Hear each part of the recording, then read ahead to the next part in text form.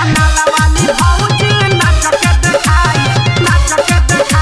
नेपाल वाली भौजी music by Mohan Yadav. Nepal वाली भौजी अशोक के होली में होई धमाल रे सेट कोइले बानी दूधू गो माल रे ए यार भाई सुनता रे हाँ हाँ अशोक के होली में होई धमाल रे सेट कोइले बानी दूधू गो माल पुआ सोचतानी के कर खाई अरे खाई बंगाल वाली भौजी नाच के दिखाई नेपाल वाली भौजी बियर पिलाई बंगाल वाली भौजी नाच के दिखाई नेपाल वाली भौजी बियर पिलाई बंगाल वाली भौजी नाच के दिखाई म्यूजिक बाय मोहन यादव। नाच के दिखाई नेपाल वाली भौजी बियर पिलाई अशोक के होली में होई खूबे मस्ती बाजी गुफर सारा हिल जाई बसती बुढ़वा जवान सबे मिले के नाची रंग अबीर संगे उड़ी गोबर पाकी हाँ हाँ रे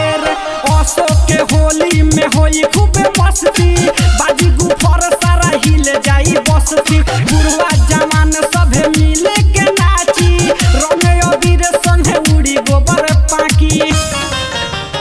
मने मने इहे सोचता रखी बियर में पानी मिलाई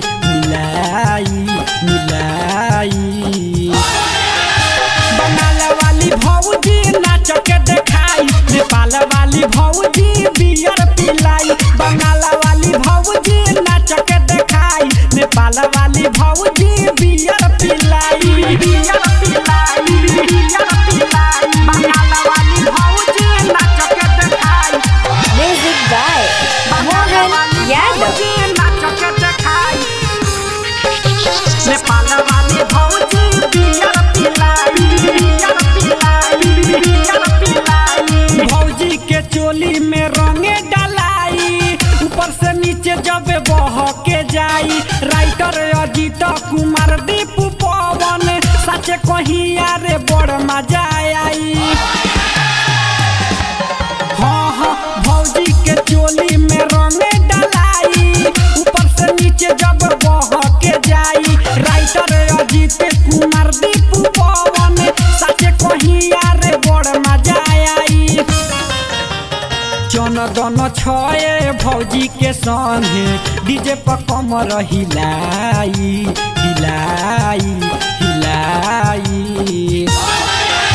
बंगाल वाली भौजी नाच के दिखाई नेपाल वाली भौजी बियर पिलाई बंगाल वाली भौजी नाच के दिखाई नेपाल वाली भौजी बियर पिलाई। Mix by Chandan Pandey.